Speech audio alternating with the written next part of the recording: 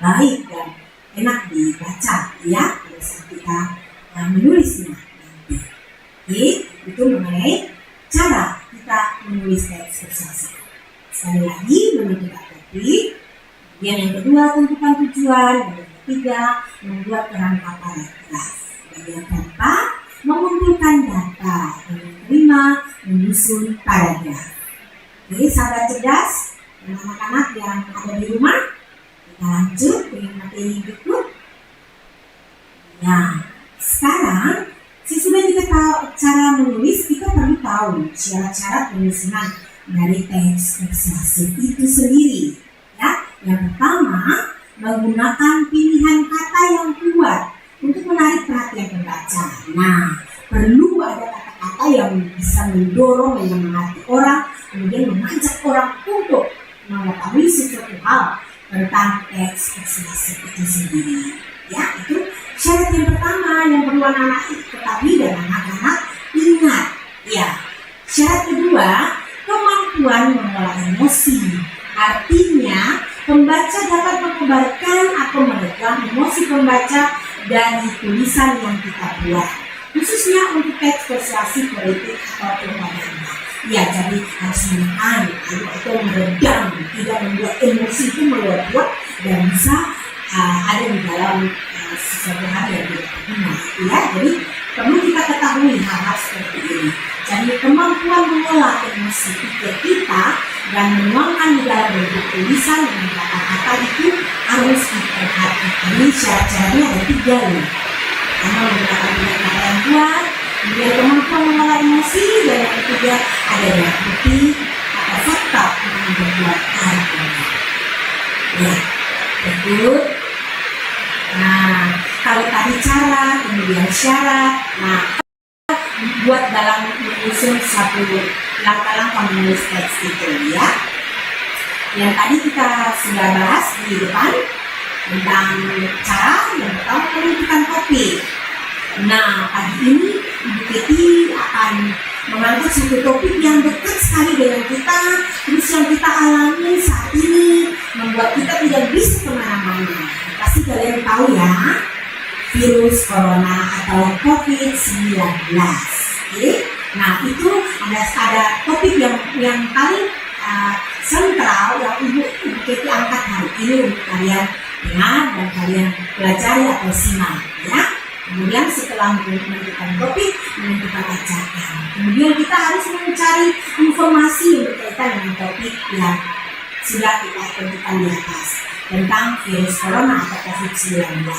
Itu yang pertama. Nanti kita mengumpulkan data, kita harus tahu loh. Yang pertama itu pengertian virus corona, asal muasal virus corona itu, kemudian bahaya virus corona, tanda-tanda jika terjangkit virus corona.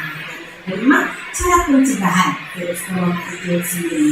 Dan dari data-data atau fakta yang sudah kita kumpul ini, ada 5 kerangka atau poin ini. Nah, kita akan kembangkan di dalam kita menyusun suatu teks persuasif. Oke, sahabat cerdas di rumah dan anak-anak siswa-siswi SMK Kampus Ambon yang saat ini mendengar Ibu Keti mengajar, ya kita lanjut. Nah ini kalian simak baik-baik ya. Ibu Keti angkat topik atau ya tentang pencegahan penyebaran virus corona. Nah, simak ya, kalian simak. Virus corona atau COVID-19 muncul pertama kali di Wuhan, Tiongkok, dan kini telah ditetapkan sebagai pandemi global. Virus ini merupakan bagian dari keluarga besar virus yang menyebabkan flu. Nah, contohnya MERS, COVID, dan SARS-CoV. Penyakit ini menular secara cepat melalui kontak dengan orang yang terinfeksi. Dalam hal ini bisa melalui batuk, bersin, tetesan air liur, atau cairan hidung. Corona telah memakan banyak korban dan belum ada vaksinnya, serta telah menyebar ke berbagai negara, termasuk di Indonesia, provinsi dan kota kita tercinta, kota Ambon, Malaysia. Berikut penyebaran virus corona di Indonesia hingga 18 Maret yang menjadi bacaan PL 2020 sekaligus 22 April. Tapi begini coba mengangkat ya, sesuai informasi dari website HTTPS Hawaii COVID-19 COVID. Disebutkan bahwa ada 227 yang terkonfirmasi atau terkena virus corona, yang mana 197 dalam perawatan, kemudian 11 menyatakan meninggal dunia. Kemudian berita ini tentunya menimbulkan rasa khawatir bagi masyarakat. Namun, rasa khawatir ini jangan diikuti dengan panik berlebihan ya anak-anak, tapi hendaklah diikuti dengan sikap waspada dengan mengikuti perkembangan kasus corona dari website terpercaya dulu. Jangan terlalu banyak dengan hoax ya. Baik, kita harus mengikuti website yang terpercaya misalnya dari pemerintah atau gugus penanggulangan COVID-19. Tidak termakan hoax ya, tadi seperti kita dikatakan. Kemudian mematuhi kebijakan pemerintah dan memahami gejala dan pencegahan virus corona. Lalu paragraf ketiga, gejala virus corona diantaranya itu seperti tanda-tanda itu demam tinggi, sesak napas, batuk kering, sakit tenggorokan, sakit kepala, nyeri dada, dan di beberapa kasus ada yang sakit perut. Nah, tidak nafsu makan serta diare. Pada saat badan demam berkisar lebih dari 37 derajat, harus segera periksa ke dokter karena tentu ada yang salah dengan badan kita dan harus segera mendapat pertolongan. Pengaduan layanan masyarakat tentang virus corona dapat melalui hotline pusat krisis Kemenkes ya, kesehatan 021 strep 5210411 dan 0812123119. Ingatlah, tingkat kematian virus ini berkisar 2%. Jadi saatnya menyelamatkan diri dengan peduli terhadap kesehatan tubuh. Nah, paragraf yang keempat, lanjut. Masyarakat yang belum merasakan gejala sakit apapun sekarang, saatnya bentengi tubuh, meningkatkan daya imun tubuh dengan disiplin menerapkan pola hidup sehat. Risiko terkena virus corona bisa diminimalisir dengan sering mencuci tangan dengan air bersih dan yang menghindari menyentuh. Nah, ini yang sering kita lakukan ya, pasti tanpa sadar ada yang kita lakukan. Atau sedikit-sedikit ada jari-jari kita itu kadang kita masukkan ke mulut. Nah, itu harus dihindari. Menghindarkan kontak langsung atau berdekatan dengan orang yang sakit, atau menutup hidung dan mulut ketika bersin atau batuk. Nah, sementara hindari keramaian ya untuk sampai saat ini. Menjaga jarak dengan orang lain, kemudian menggunakan masker saat sakit atau berpergian. Ingat Bu, kota kita juga sudah diterapkan, pemerintah menerapkan hal seperti itu ya. Kemudian mencegah lebih baik daripada mengobati. Nah, ini satu semboyan lama yang seharusnya tak hanya diingat tapi juga dilakukan. Mencegah lebih baik daripada mengobati. Kemudian solusi abadi paling ampuh adalah dengan kembali menerapkan pola hidup sehat. Tidak ada kata terlambat untuk memulai. Ayo Indonesia kamu bisa, ya. Ayo Indonesia kamu bisa. Ayo anak-anak cerdas yang ada di mana saja, kita bisa melakukan atau mencegah virus ini lebih menyebar, ya. Oke, berikut. Nah, kalian sudah lihat ada 4 paragraf yang tadi Ibu bacakan pada kalian, ya, dengan bagaimana kita harus melihat pencegahan dari virus itu, ya, pencegahan penyebaran virus corona. Nah, sobat cerdas, itu tadi pembahasan dari Ibu Kety. Ternyata itu pembelajaran lanjutan ya Ibu Kety, dari pembelajaran kita sebelumnya, yaitu tentang teks persuasif. Jadi ini Ibu Kety melanjutkan dengan bagaimana mengajak sahabat cerdas, bagaimana cara untuk membuat sebuah teks persuasif. Dan ternyata tadi topik dari teks persuasif yang sudah dibuat Ibu Kety ternyata tentang pencegahan virus corona. Sangat baik sekali ya sahabat cerdas, sangat juga menambah informasi bagi sahabat cerdas semuanya, bagaimana cara kita untuk menjaga kondisi kita sehingga tidak sampai terjangkit virus corona itu sendiri. Nah Ibu Ket, gimana nih? Masih mau belajar lanjut lagi? Masih Kak Enca. Oh ternyata masih ya sahabat cerdas. Untuk itu sahabat cerdas tetap stay untuk mendengarkan radio Suara Maluku Cerdas dalam program kesayangan kita Huletar Belajar. Oke sahabat cerdas, sebelum kita lanjut, satu lagu Kak Enca puterin dulu bagi sahabat cerdas semuanya.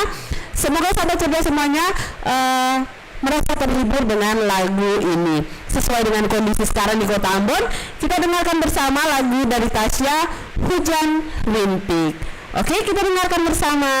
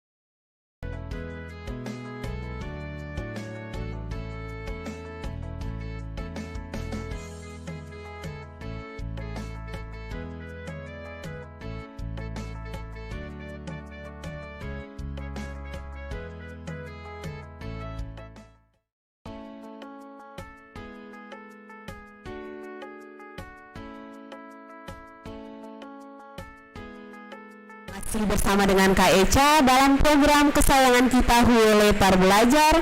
Mari kita belajar bersama. Dan masih juga bersama dengan tutor cantik kita, ibu cantik kita, Ibu Kety Tenu. Nah sahabat cerdas, kita lanjut belajar lagi ya bersama dengan Ibu Kety.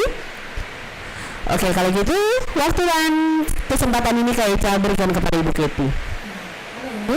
Sahabat cerdas dan anak-anak kelas 8, kelas 9 SMP Kristen dalam Kudus Ambon, tentunya masih stay ya di depan HP atau YouTube Anda untuk mengikuti acara selanjutnya dengan Ibu Kety. Masih tetap topik yang sama, teks persuasif. Nah, kalau anak-anak cerdas sudah tadi mendengar ada 4 paragraf yang Ibu Kety kemukakan dengan contoh-contoh topik yang itu pencegahan virus corona. Nah, kalau kita kembali sejenak tentang struktur teks itu, maka kita akan melihat struktur teks yang pertama itu ada pada penjelasan tentang COVID atau virus corona 19 itu. Tesis terdapat pada paragraf pertama, ya. Tesis terdapat pada paragraf pertama tentang virus corona muncul pertama dari luar Tiongkok dan selanjutnya itu yang sedang dibacakan. Dan yang kedua, argumen serta fakta dan bukti-bukti terdapat pada yang tahu, ayo masih ingat? Terdapat pada paragraf kedua dan paragraf ketiga. Dengan yang pertama yaitu gejala virus corona diantaranya demam tinggi, sesak napas, batuk kering, sakit tenggorokan, sakit kepala, nyeri dada, dan beberapa kasus yang lain disertai dengan tidak ada nafsu makan, diare, ya itu pada saat pada suhu badan berkisar 37 derajat. Nah itu argumen-argumen itu yang berikut paragraf ketiga masih ingat. Nah itu coba sekali lagi membaca penyebaran virus corona di Indonesia hingga 18 Maret 2020 walaupun sudah lalu, tapi artikelnya itu masih hangat untuk kita perbincangkan. Maka Ibu menganggap perlu untuk mengangkat di artikel. Jadi penyebaran virus corona di Indonesia sudah berdampak sampai kepada kita di Maluku dan juga di kota Ambon. Jadi argumentasi disertai fakta bukti terdapat pada paragraf kedua dan paragraf ketiga. Dan yang ketiga berikut rekomendasi atau penegasan ulang terdapat pada paragraf keempat. Ya, paragraf keempat itu kita bisa memberi penegasan ulang atau mengajak orang untuk bagaimana mencegah virus itu dari penyebarannya. Ya, jadi itu yang perlu kita lihat. Ini penegasan ulang ada di situ paragraf keempat. Nah, tujuan dari teks persuasif di atas adalah dari teks atau topik yang di atas itu mengajak atau menghimbau atau menyarankan semua orang untuk dapat mengantisipasi dan mencegah virus corona yang saat ini merebak di dunia, juga di Indonesia, bahkan sudah ada di Maluku dan kota Ambon. Ya, oke. Nah itu mengenai struktur, dan kemudian yang berikut dari semua paragraf-paragraf, 4 paragraf itu yang disusun menjadi satu teks.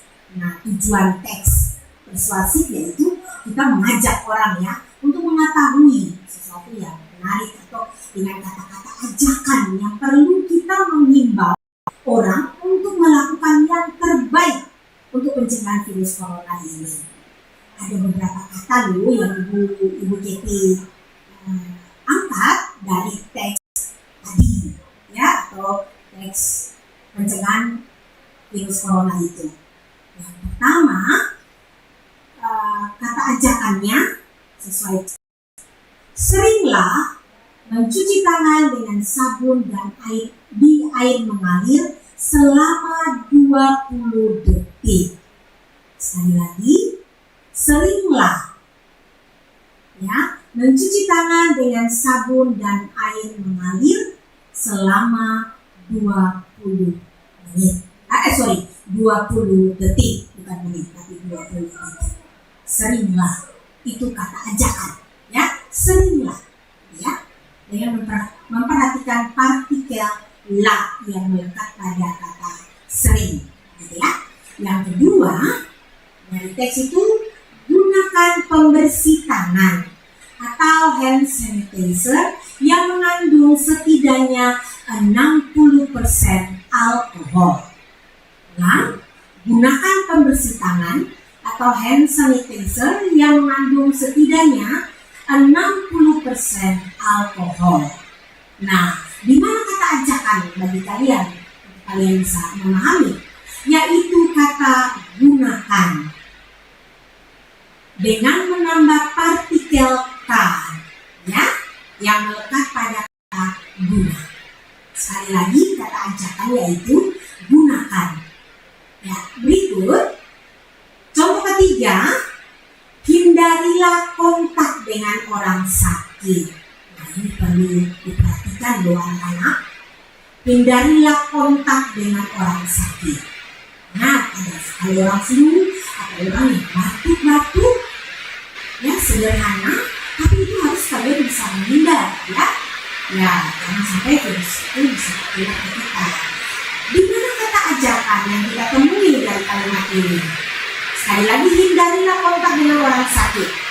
Berarti kata ajakan yang kita temui di sana adalah hindarilah. Oke, sekali lagi hindarilah. Yang berikut, Tetap berada di rumah ketika sakit. Ulang lagi, tetaplah berada di rumah ketika sakit. Kalau sakit, jangan kemana-mana, ya. Tidak boleh, harus tetap di rumah istirahat, makan yang banyak, makan yang bergizi dan lain-lain. Itu perlu dijaga imun tubuh kita. Jadi, di mana letak kata ajakan itu? Yaitu tetaplah. Ya, dari kalimat itu. Oke. Yang berikut. Ini kalimat berikut, tutuplah mulut dan hidung saat batuk atau bersin.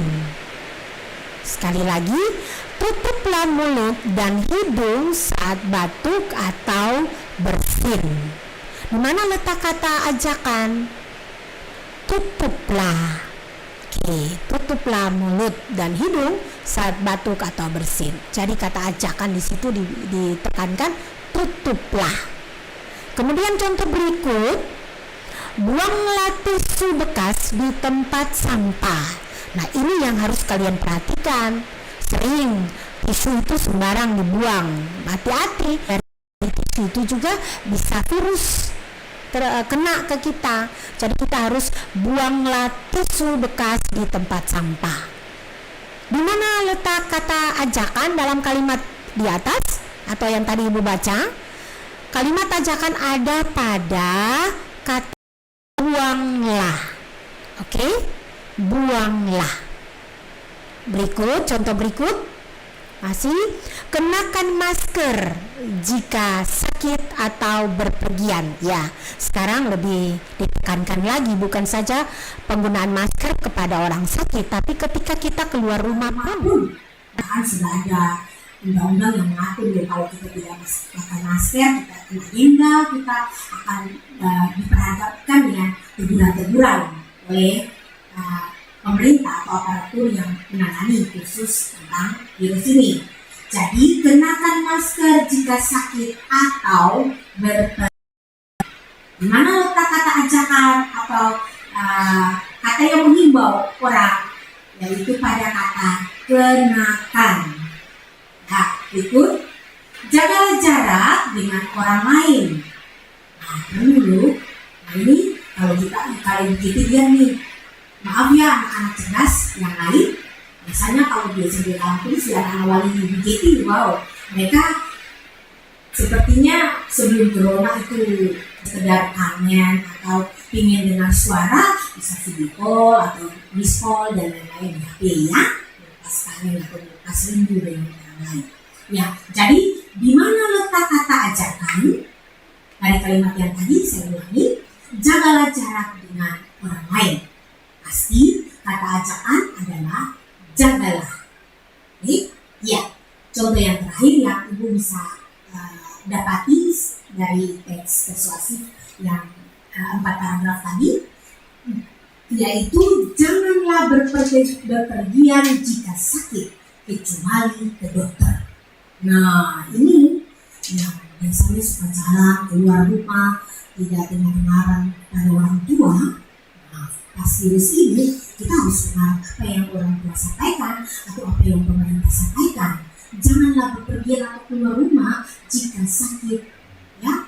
Jika ada sakit atau jangan berpergian kemana-mana, karena bisa saja kita kena virus itu.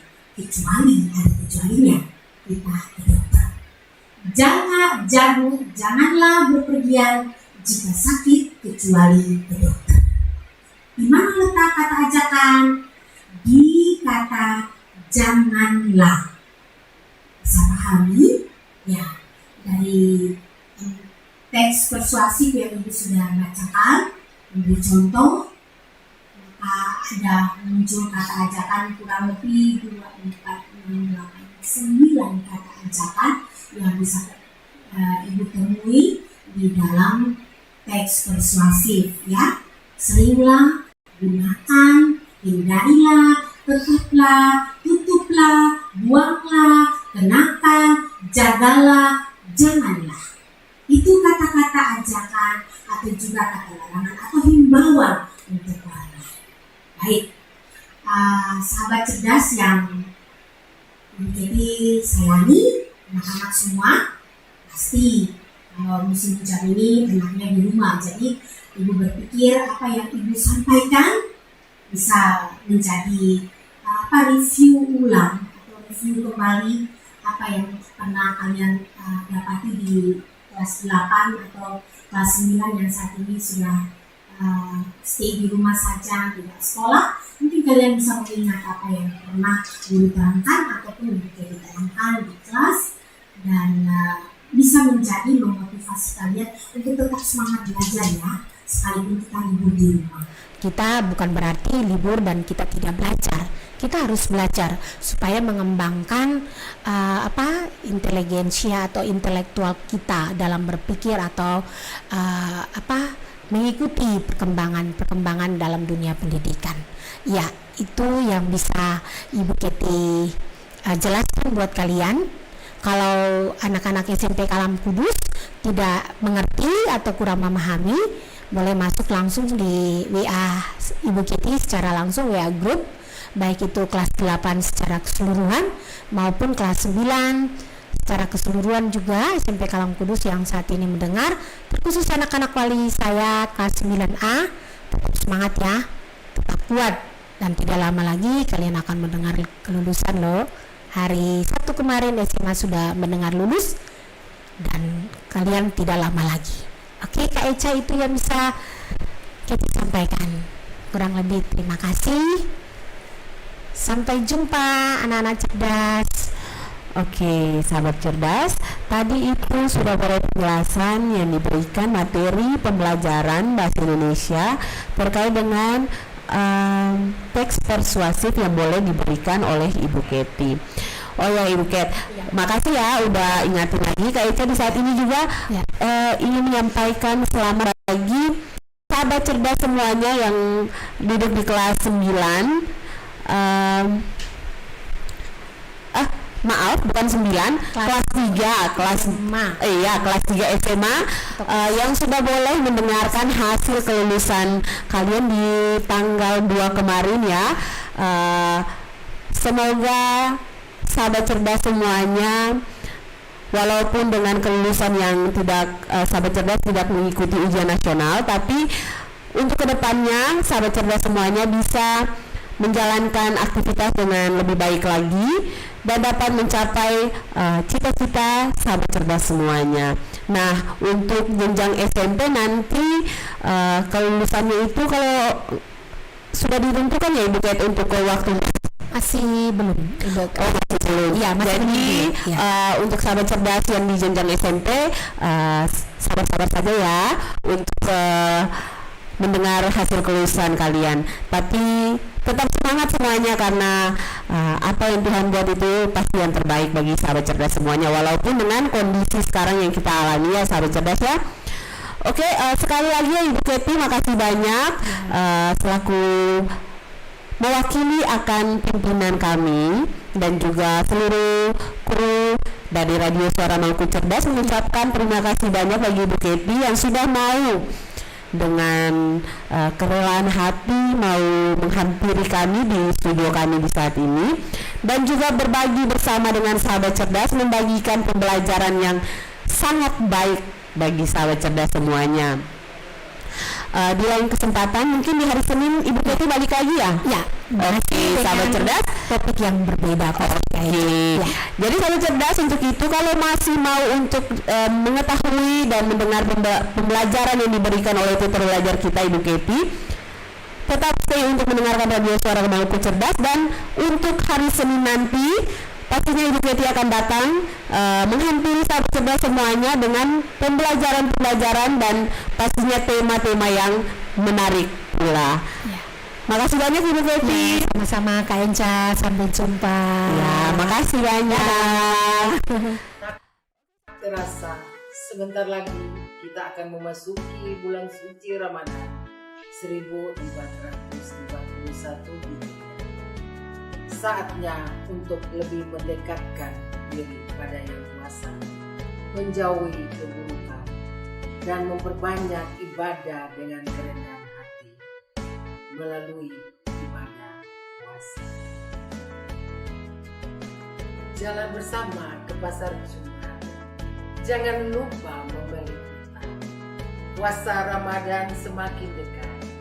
Mari kita sambut dengan gembira. Pohon beringin daunnya lebat, batang besi mudah berkarat. Untuk kerabat juga sahabat, selamat berpuasa, semoga kuat. Selamat menjalankan ibadah puasa 1 Ramadan 1441 Hijriah. Marhaban ya Ramadan.